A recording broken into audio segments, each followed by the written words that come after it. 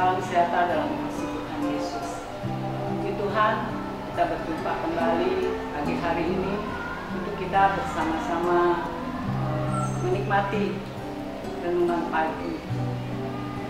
Di nama Tuhan, pada waktu yang lalu saya memberikan renungan firman Tuhan dengan tema melangkah dalam hadirat Tuhan. Pagi hari ini saya memiliki tema yaitu tetap tinggal dalam hadirat Tuhan. Mari kita akan membaca Alkitab kita dalam kitab Mazmur pasal yang ke-23 ayat yang ke-6. Kebajikan dan kemurahan belaka akan mengikuti aku seumur hidupku, dan aku akan diam dalam rumah Tuhan sepanjang masa. Bapak, Ibu, dan saudara-saudara yang dikasihi Tuhan, kita tidak bisa menyangkal bahwa kita hidup dalam dunia yang penuh dengan masalah, penderitaan, tekanan, dan air mata. Namun syukur kepada Tuhan, sebagai umat tebusannya kita mempunyai hak untuk masuk dalam hadiratnya.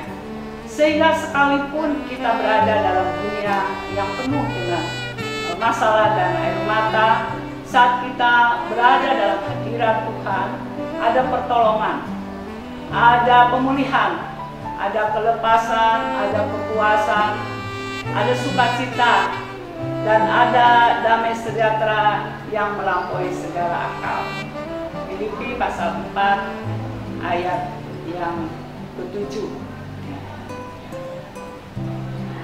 Bapak Ibu yang saya kasihi, saudara semua,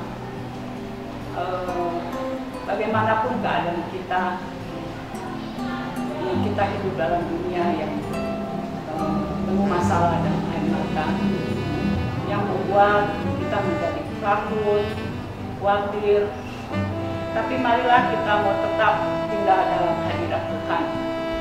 Karena hadirat Tuhan adalah tempat yang paling menyenangkan di dalam hidup kita. Orang yang tinggal dalam hadirat Tuhan menjadi spesial di mata Tuhan. Contohnya seperti Abraham, dia hidup selalu berada tinggal dalam hadirat Tuhan. Abraham selalu diingat oleh Tuhan. Sampai Abraham mati pun Tuhan masih ingat. Spesial buat Abraham. Jika anak cucunya, keturunannya berada di Mesir selama 450 tahun kurang lebih, mereka menjerit berseru kepada Tuhan. Dan Tuhan ingat kepada Abraham sebagai nenek moyang bangsa Israel. Maka dengan tangan yang teracung, bangsa Israel Allah mengeluarkan bangsa Israel keluar dari negeri perbudakan. Dan juga Bapak Ibu sekalian, Tuhan begitu perhatian dan begitu peduli kepada orang yang tetap tinggal dalam hadirat. Kepedulian, perhatian Tuhan melebihi dari apa yang kita pikirkan dan apa yang kita lakukan. Bagaimana Tuhan selalu mengingat, memikirkan Abraham. Abraham ada dalam kepikiran. Demikian juga kepada orang banyak. Ketika mereka datang dengan antusias berbondong-bondong untuk bertemu dengan Yesus, mereka memang datang untuk mendapatkan pertolongan pada banyak orang yang sakit. Tetapi setelah mereka mendapat pertolongan dari Tuhan, mereka tidak segera beranjak untuk meninggalkan tempat di mana Yesus berada, tapi mereka tetap berlama-lama untuk tinggal bersama dengan Yesus. Bapak Ibu saudara sekalian, waktu yang lama membuat mereka lapar, tetapi mereka tidak meminta dan mereka tidak mencari makanan, tetapi Tuhan mempedulikan. Tuhan mencukupi kebutuhan mereka. Orang banyak pada waktu itu mereka perlu makanan, perut mereka kosong. Oleh sebab itu murid-murid Yesus menyuruh supaya mereka pulang, supaya Yesus menyuruh mereka pulang. Tetapi Yesus katakan jangan suruh mereka pulang, beri mereka makan. Keajaiban terjadi, 5 ketur roti dan 2 ikan yang sedikit, yang tidak mungkin dapat mencukupi 5.000 orang. Tetapi mujizat terjadi, dari yang kurang ini menjadi berlimpah. Semua dapat kenyang dan dapat sisa 12 pak. Sebagaimana Yesus katakan, aku datang memberi hidup, hidup dalam kelimpahan. Nah Bapak Ibu, saudara-saudara yang saya kasihi, oleh sebab itu janganlah kita jauh dari hadirat Tuhan. Apapun keadaan kita, biarlah kita tetap tinggal dalam hadirat Tuhan. Karena orang yang jauh dari hadirat Tuhan, dia akan mengalami sengsara, mengalami penderitaan, hidup dalam kekosongan dan kemahitan. Seperti contoh di dalam Alkitab, ya, yaitu Elimelek yang terdapat di dalam Kitab Rut pasal yang ke-1 ayat yang ke-1 dan sampai dengan ayat yang ke-6. Pada zaman para hakim memerintah ada kelaparan di tanah Israel. Lalu pergilah seorang dari Bethlehem di Yehuda beserta istrinya dan kedua anaknya laki-laki ke daerah Moab untuk menetap di sana sebagai orang asing. Nama orang itu ialah Elimelek, nama istrinya Naomi, nama kedua anaknya Mahlon dan Kilion. Semuanya orang Efrata dari Bethlehem Yehuda, dan setelah sampai ke daerah Moab, diamlah mereka di sana. Kemudian matilah Elimelek suami Naomi, sehingga perempuan itu tertinggal dengan kedua anaknya. Keduanya mengambil perempuan Moab, yang pertama bernama Orpa, yang kedua bernama Rut, dan mereka diam di situ kira-kira 10 tahun lamanya. Lalu matilah juga keduanya, yakni Mahlon dan Kilion, sehingga perempuan itu kehilangan kedua anaknya dan suaminya. Kemudian berkemahlah ia dengan kedua menantunya, dan dia pulang dari Moab, sebab di daerah Moab dia mendengar bahwa Tuhan telah memperhatikan umatnya dan memberikan makanan kepada mereka. Bapak, Ibu, dan saudara-saudara, Elimelek ya, adalah, di sini disebutkan ada seorang yang bernama Elimelek. Dia adalah dari suku Yehuda, tinggal di Bethlehem, mendapatkan warisan ya, dari leluhurnya, dan dia mempunyai nama istri bernama Naomi. Elimelek artinya Allahku Rajaku, Naomi artinya senang, bahagia. Mereka punya 2 anak, namanya Mahlon dan Kilion. Mahlon artinya nyanyian, dan Kilion adalah perhiasan.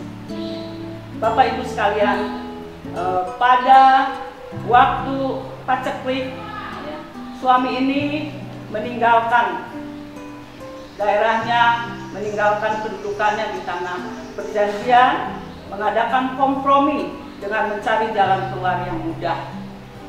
Karena mereka tidak tahan uji, Elimelek datang pergi ke Moab, tempat di mana orang menyembah berhala.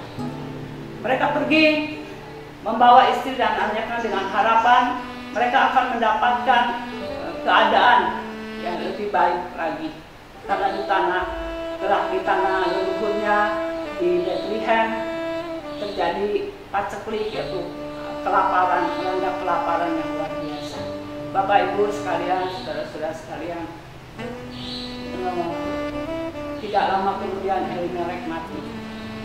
Elimelek mati, jadi Allahku Rajaku sudah tidak dapat lagi disebut dengan setulus hati. Tidak lama kemudian Mahlon dan Kilion pun mati. Tidak ada pujian syukur, tidak ada lagi perhiasan ibadah. Yang tinggal semuanya lenyap, yang tinggal Naomi, yang berubah bukan lagi bahagia, tetapi kosong dan pahit. Bapak Ibu sekalian, inilah gambaran orang-orang yang meninggalkan Tuhan, jauh dari hadirat. Seperti mereka pergi ke tanah Moab, mencari hidup, tetapi kebinasaan yang didapat. Mencari makan, tetapi kematian yang mereka dapat. Pada akhirnya 10 tahun kemudian Naomi kembali pulang ke Bethlehem. Bethlehem artinya rumah roti. Yesus katakan, akulah roti hidup. Bapak, Ibu, dan saudara-saudara sekalian, namun Naomi tidak sendiri. Dia datang ke Bethlehem dengan seorang menantu yang setia, yaitu namanya Ruth. Ruth inilah yang berperan pada waktu mereka kembali datang. Ruth datang dan dia tidak tinggal diam, dia melangkah datang ke ladang seorang kaya, kuat, berkuasa, namun murah hati, yaitu ladang Boas. Datang dengan sebagai orang asing dan miskin. Dia datang dengan apa adanya. Hari berikutnya dengan penuh harap akan perlindungan daripada Boas yang penuh kasih, Ruth datang di kaki Boas. Ruth masuk berlindung di kaki Boas dengan harapan dia boleh mendapatkan perlindungan. Bapak, Ibu, Saudara, Boas tidak menolak Ruth. Boas mengasihi Ruth. Ruth mendapat perlindungan dari Boas, dan Ruth mendapat anugerah dia boleh menjadi istri daripada Boas. Maka keadaan berubah. Bapak, Ibu, Saudara sekalian, Ruth, apa arti Ruth? Ruth adalah luas.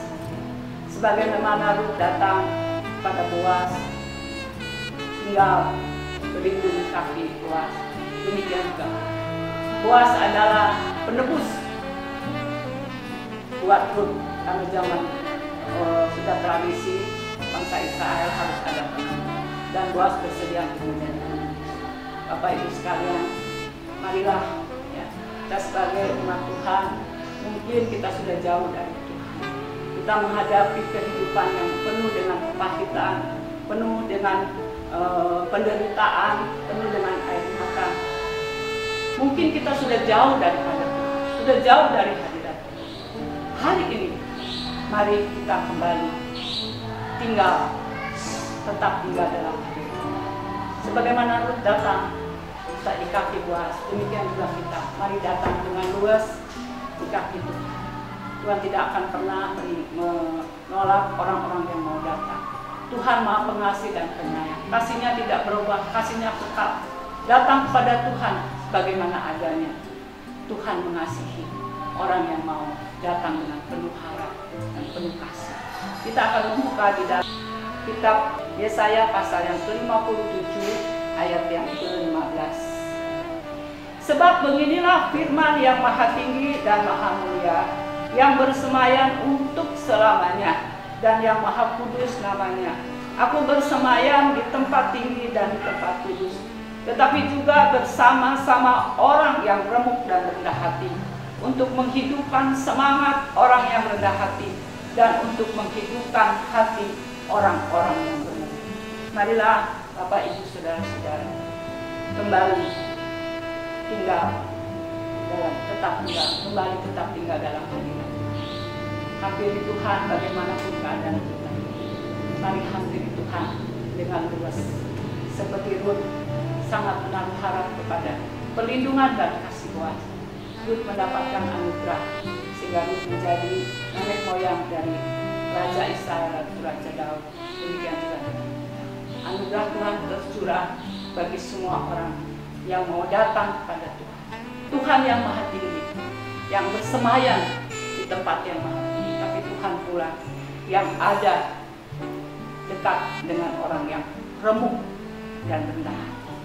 Di nama Tuhan, Bapak, Ibu sekalian, kiranya firman Tuhan yang saya sampaikan pagi hari ini boleh menjadi berkat buat Bapak, Ibu sekalian.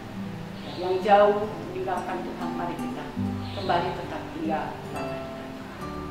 Dan saya ajak Bapak, Ibu untuk bersama-sama menaikkan satu pujian bersama anak-anak kasih.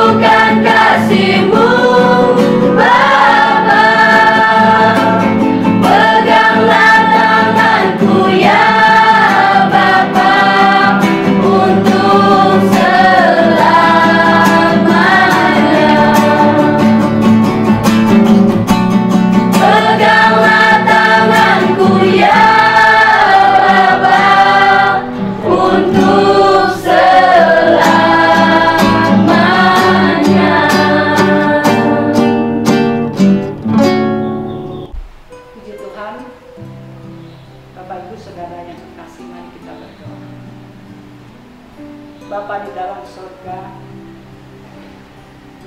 Bapa yang Maha Kasih dan Sayang, kami percaya apapun keadaan kami, Engkau tetap mengasihi kami. Kasih-Mu tak berubah, Kasih-Mu kekal. Kami mau kembali datang kepada kami lelah, kami capek, kami penuh dengan kepahitan. Kami mau datang kepada, kami mau tanggalkan semua kekerasan hati kami. Kami mau tanggalkan semua kepahitan kami. Kami mau datang Tuhan. Kami datang rendahkan diri di hadapan Engkau, mengampuni kami, dan Engkau tidak menolak kami untuk kembali. Kami tetap tinggal dalam hadirat Tuhan. Kami menyadari di luar Tuhan, kami tidak mampu hidup. Di luar Tuhan, kami seperti kapal tanpa layar. Kami tidak dapat hidup tanpa-Mu Tuhan. Hanya Tuhanlah perlindungan kami. Hanya Tuhanlah penolong kami. Dalam hadirat Tuhan ada pemulihan. Engkau pulihkan kami. Seberapa banyak kami yang mendengar renungan ini, Engkau pulihkan kami. Engkau lepaskan kami. Engkau puaskan dahaga kami. Engkau ganti duka cita kami, Engkau ganti dengan sukacita. Damai sejahtera Allah yang melampaui segala akal itu boleh tinggal di dalam kami. Terima kasih buat firman-Mu Bapa. Terpujilah nama. Kini kami menyerahkan sepanjang hidup kami hari ini dalam berkat dan penyertaan. Tuhan memberkati kami, Tuhan menyertai kami. Terima kasih Bapa. Terpujilah nama-Mu. Di dalam nama Tuhan Yesus Kristus kami berdoa, ucap syukur. Haleluya. Amin.